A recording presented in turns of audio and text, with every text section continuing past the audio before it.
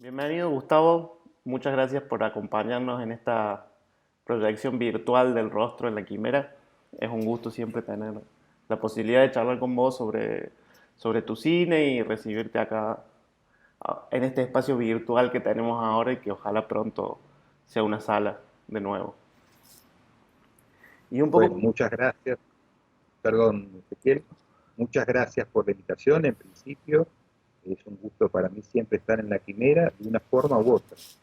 Eh, Creo que la compañía y el entusiasmo y la sensibilidad que le ponen a la programación de las películas, a pensar las películas, para nosotros los realizadores es un placer poder estar de una manera u otra. Ojalá que las salas de cine vuelvan a ser una realidad en un tiempo no muy lejano. ojalá que pronto nos podamos encontrar con otra película tuya de nuevo acá en Córdoba. O con un taller o con tantas de esas cosas que hemos hecho ya y compartido. Exactamente, ojalá pronto. Y un poco para empezar a charlar del rostro, a mí me gustaría que vos cuentes qué significa el rostro en tu cine, porque el rostro es, creo, tu octava película, tu octavo largo, además de que ya habías hecho cortos y mediometrajes, y lo que quiere decir que ya tenías una obra bastante vasta en ese momento. Y a mí me gustaría un poco que cuentes de dónde venías y cómo llegaste al rostro y de pronto qué es el rostro hoy para vos dentro del cine que estás haciendo y del que venías haciendo. El rostro surge dentro de estas cuestiones que me había planteado en algún momento, que las películas tuviesen como una continuidad dentro de un espacio común. Es decir, así como había filmado en mi casa natal 3 películas, con esta intención de volver a verlo ya mirado, el rostro se inscribe en esas películas del río. Es decir, la primera había sido El origen que se abisma, y le sigue el rostro y luego el limonero real. Pero el rostro se inscribe allí en esta cuestión de mirar ese río Paraná, a la altura de Entre Ríos, a la altura donde filma Saer, a la altura de donde Juan L. miró ese río y hizo esa obra maravillosa. Entonces se inscribe en esa continuidad de volver a mirar, de mirar ese río, con la pregunta siempre, ¿qué miramos ahora? ¿No?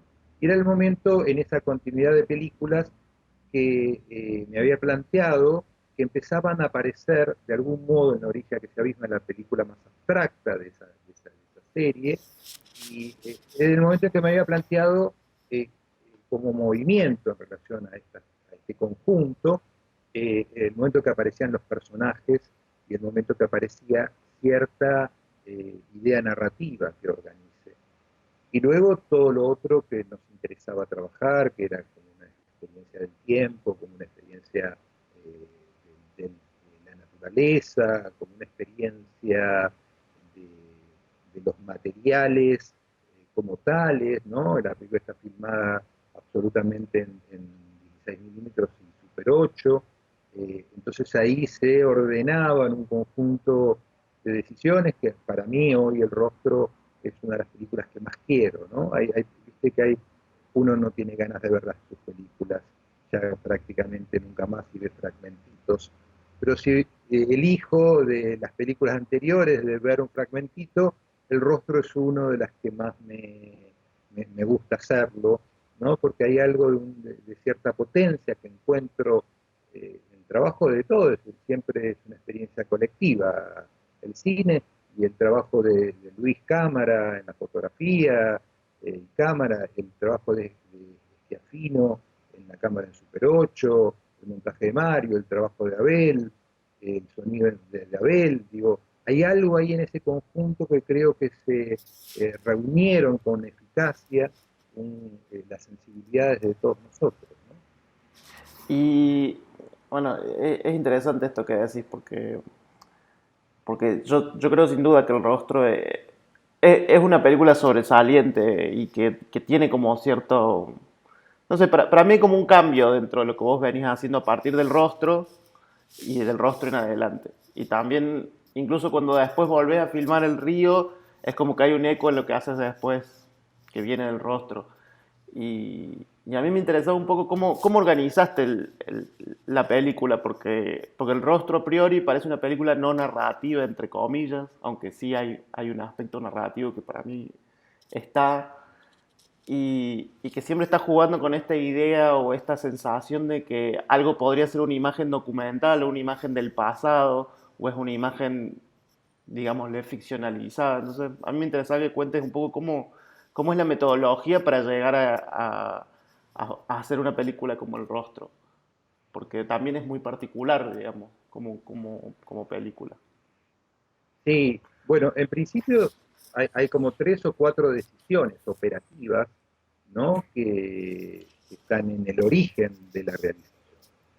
Eh, el- la primera idea operativa es una historia muy sencilla. Es decir, alguien llega a un lugar, probablemente un lugar que conoció, un lugar que habitó, en la isla, eh, y desde su presencia en un lugar que no hay nada, empiezan a aparecer objetos, empiezan a aparecer personas, uno entiende que son personas cercanas, hacen una fiesta, hacen una pequeña reunión, una comida, con lo que tienen allí, comen pescado, termina esa comida y se va.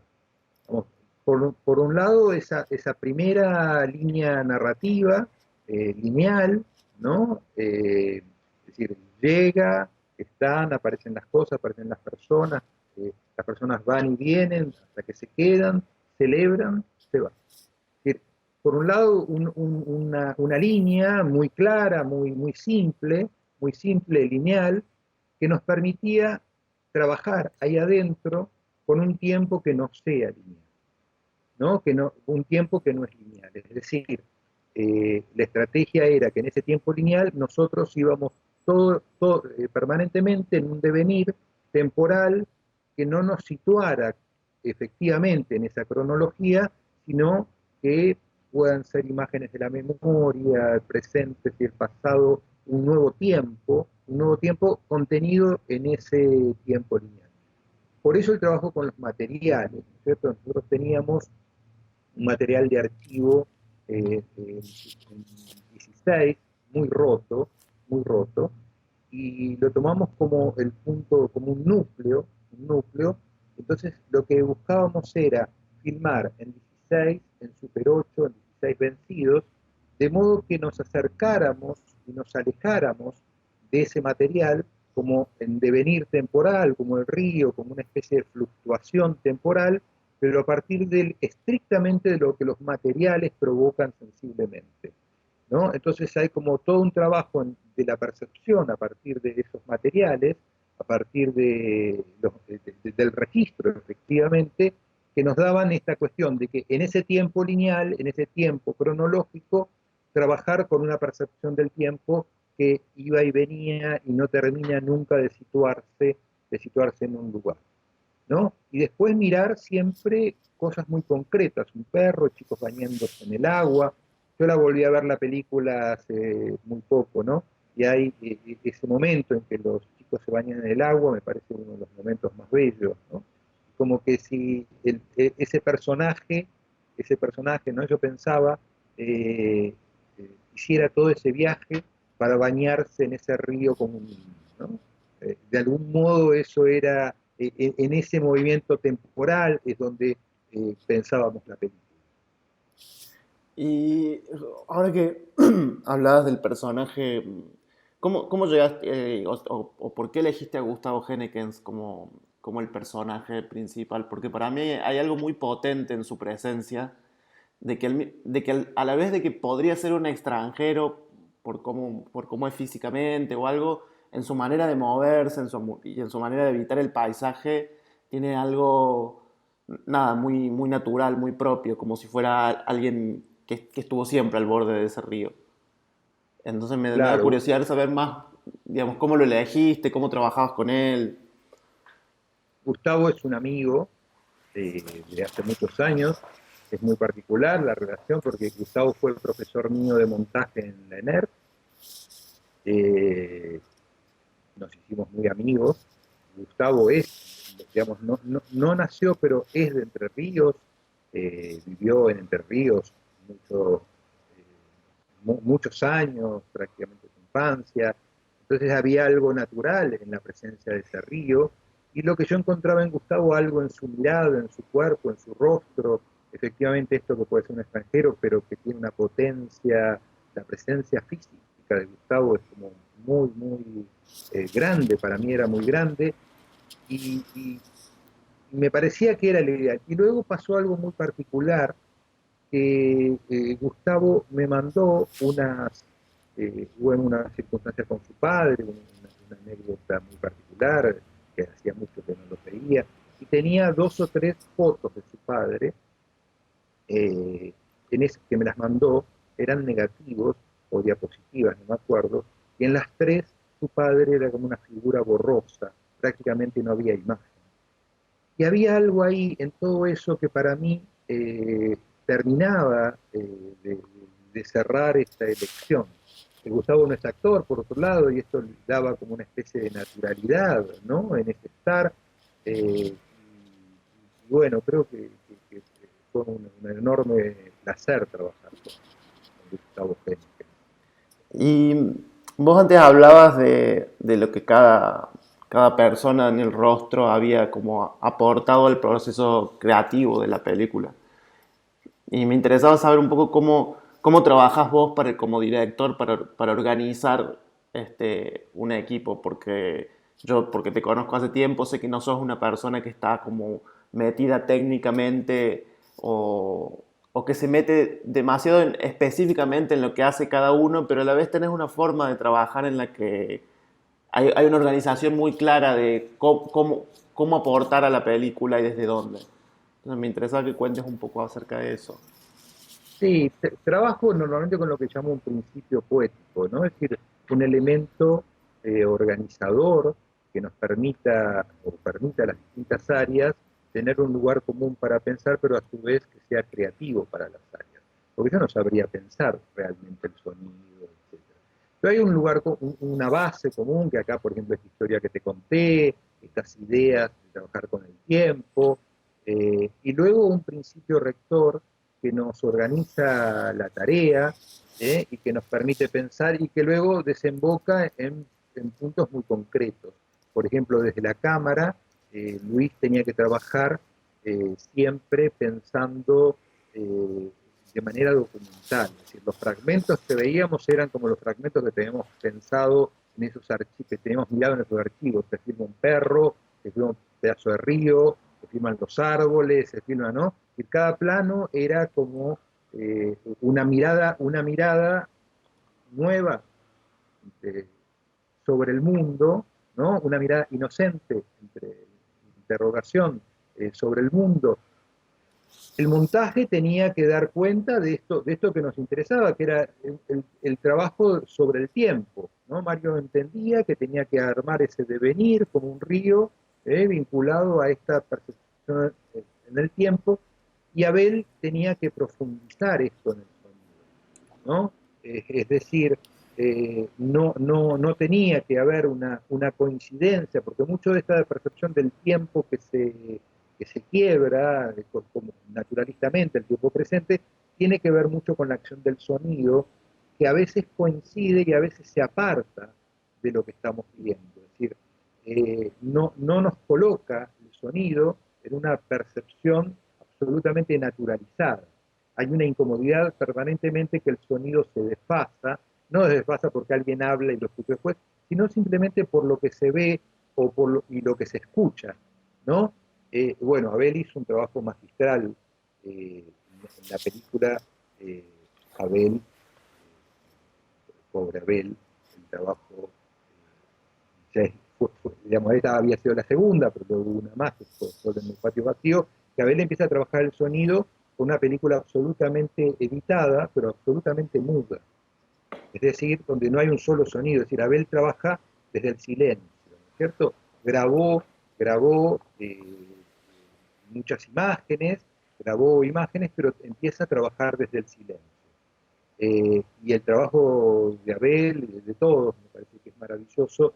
Y un poco el director es el que le da unidad sensible a estas capacidades sensibles, que por supuesto también son técnicas, ¿no es cierto? Es decir, por supuesto tienen una respuesta técnica frente al problema, pero entendemos que ese trabajo grupal y el trabajo del director es poder dar una herramienta que unifique las sensibilidades de ese grupo, ¿no?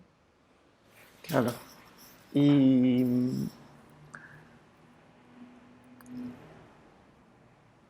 un poco el, esto que vos hablabas de que cada película tiene su principio poético. Sí, Y algo que a mí me llama la atención siempre de todo tu cine en general es que cada película tiene su principio poético y si bien en algunos casos es posible encontrar relaciones comunes, vos no sos un cineasta que busca imponer un estilo a las películas, sino encontrar en cada película ciertas formas para llevar a cabo una idea que vos tenés. Pero me interesaba saber si crees que tu cine tiene un principio poético general, o si hay algo que vos ves como que engloba todo lo que haces. Porque así como son todas muy diferentes, también tenés tres trilogías muy distintas entre sí. Y tenés películas sobre el río y sobre un mundo, bueno, más bucólico, pero ahora también tenés películas sobre la ciudad. sí, a ver, te respondo en dos partes. Yo estoy convencido de que cada película, que no hay valor dogmático que te salve de nada, ¿no? Y no hay respuestas formales por fuera de los propios materiales que te salven del desconcierto. Entonces, cada película es aceptar el desconcierto y volver a pensar el lenguaje, ¿no? Sin ese volver a pensar el lenguaje, sin ese volver a pensar y aceptar la incertidumbre y aceptar la incertidumbre de que no sabemos cómo se hace, para mí la aventura de hacer una película no tendría sentido. Es decir, nos volvemos a plantear de verdad cómo se filma esto que te estaba contando. De Nada y Nada Nunca y los intercambios de mails con Alejandro Mateo, Abel Tortorelli, Diego Poleri, Mario Bochicho, para ver cómo pensamos el lenguaje de esa futura película, atravesados por la sensibilidad de este momento horrible que estamos viviendo. Es decir, donde las emociones y las sensibilidades de algún modo llevan a repensar y a resignificar el lenguaje. Entonces, en ese sentido, para mí es una convicción, ¿no? Es decir, el grupo vuelve a pensar en el lenguaje en cada película.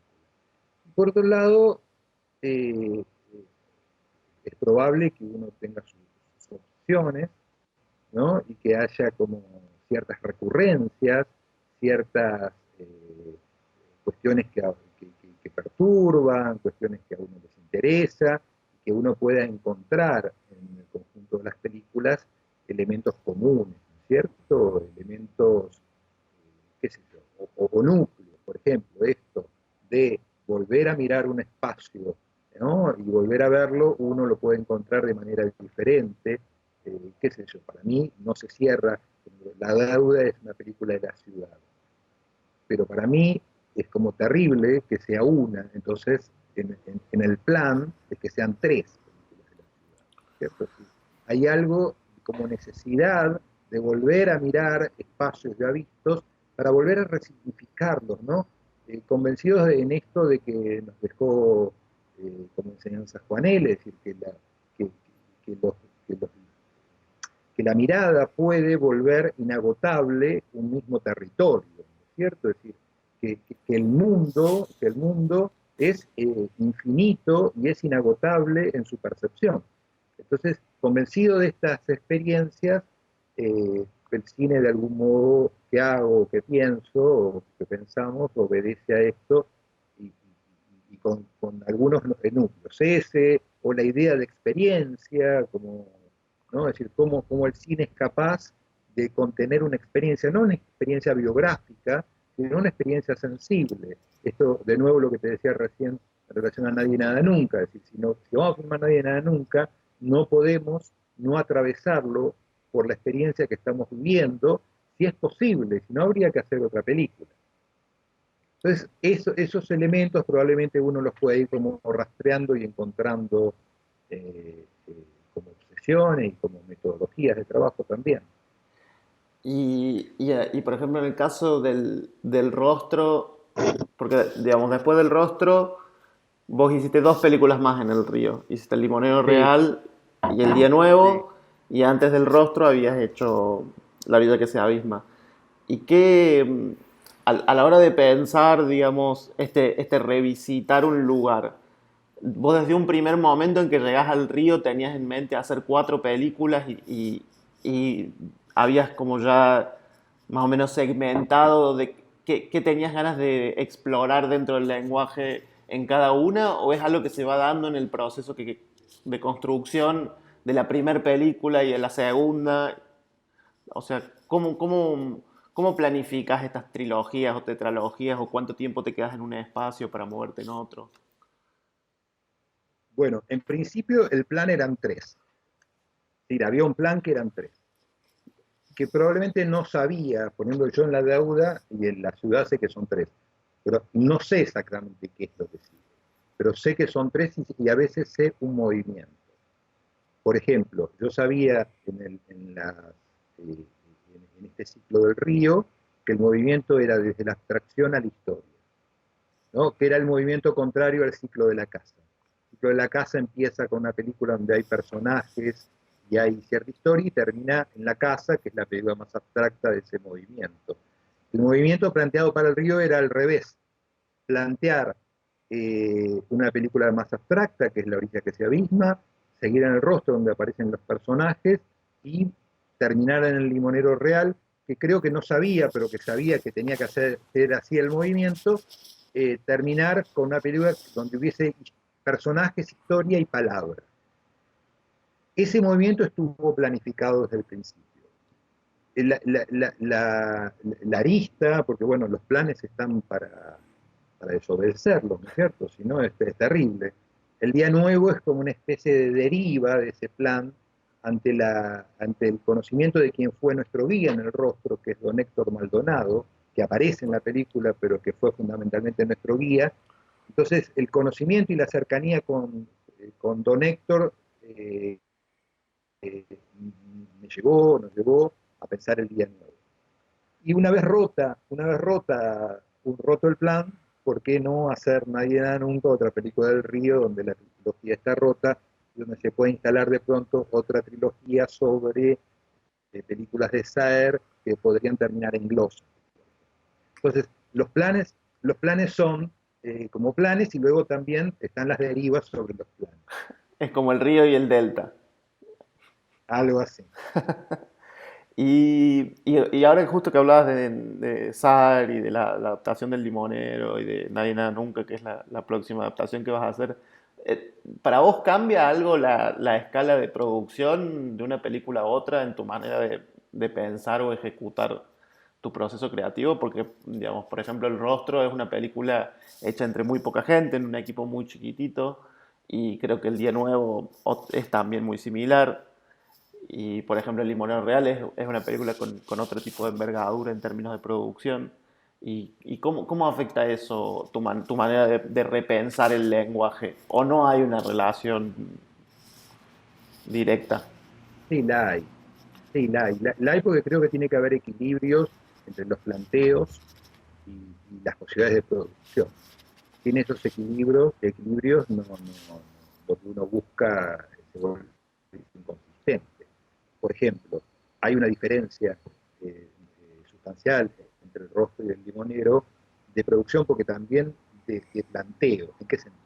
Nosotros empezamos a filmar el rostro, eh, yo quería una película que empezara en invierno y terminara en verano. Entonces nosotros empezamos a filmar el rostro en julio del 2012 y terminamos en marzo del 2013. ¿Sí? Y filmábamos 3 días, revelábamos los materiales, fuera Super 8, 16, editábamos, a las 3 semanas volvíamos a filmar otros 2 o 3 días, revelábamos, filmábamos, pensábamos, entonces ese trabajo permitía o se veía facilitado con un equipo muy pequeño. Ahora, cuando hacemos el limonero, había que filmar, había que reconstruir en 4 semanas de rodaje un día de sol, desde el amanecer hasta el atardecer, hasta la madrugada del día No le siguiente. Por lo siento. tanto, no había forma de filmar esto de una manera escalonada, había que filmarlo todo. Firmarlo todo junto exige, ¿no? Otras operatorias, otro equipo, que siempre son pequeños, de pronto son 20 personas, en el rostro son 4, en el limonero son 20, pero que hay algo entre los equilibrios que plantea, por ejemplo, el limonero exige, si vamos a filmar en 4 semanas, un guión bastante más escrito, con lugares abiertos para investigar algo de lo real y demás, pero un guión mucho más escrito que en el rostro, pero porque entre el planteo y las posibilidades de producción tiene que haber otro tipo de equilibrios, porque también se vuelve, digamos, es imposible. Si yo hubiésemos querido filmar el rostro en 4 semanas seguidas, yo no lo haría porque no sé si es posible.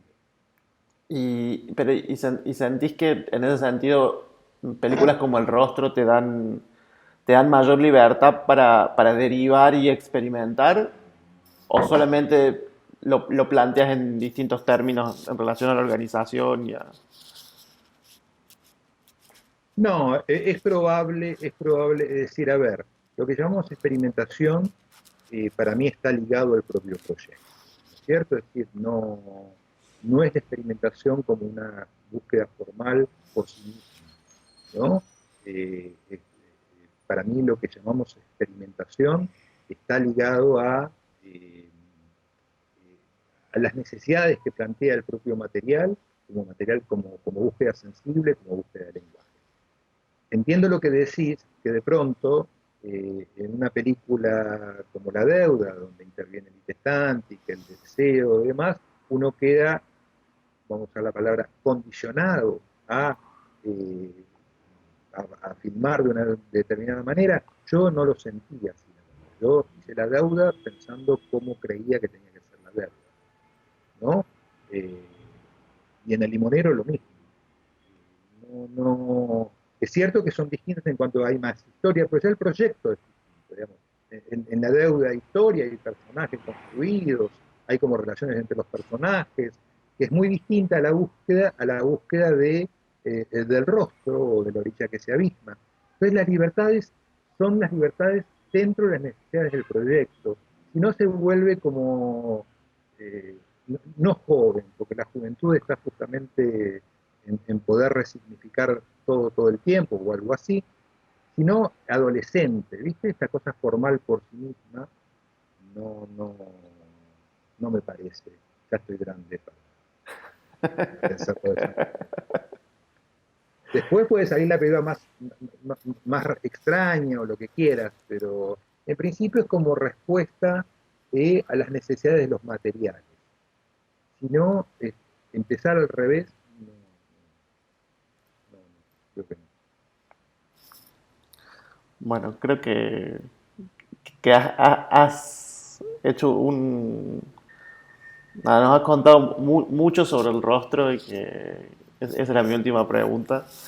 Y te quería agradecer mucho por, bueno, por permitirnos a todos los que estamos en la quimera poder tener la oportunidad de encontrarnos otra vez con El Rostro, que es algo que siempre disfrutamos, digamos, de encontrarnos con tu cine, y más en este momento en el que nos cuesta un poco sostener el espacio en la virtualidad, pero nos parece importante eso, seguir encontrándonos y seguir encontrándonos con cineastas y con películas que apuesten por eso. Para mí, ya te dije, es un placer acompañarlo. Un abrazo a todos los primeros y un abrazo a todos los que nos estén acompañando. El deseo de que lo pasemos, lo pasen con la mayor tranquilidad posible este momento feroz que nos toca vivir. Creo que alentados por el resguardo de lo humano, que tiene que ver siempre con la sensibilidad y estar ahí atentos a lo que les pasa a los demás. Así que acá estamos resguardando, acompañando y defendiendo un espacio hermoso como fue siempre el Cine Club La Quimera. Muchas gracias. Ahora.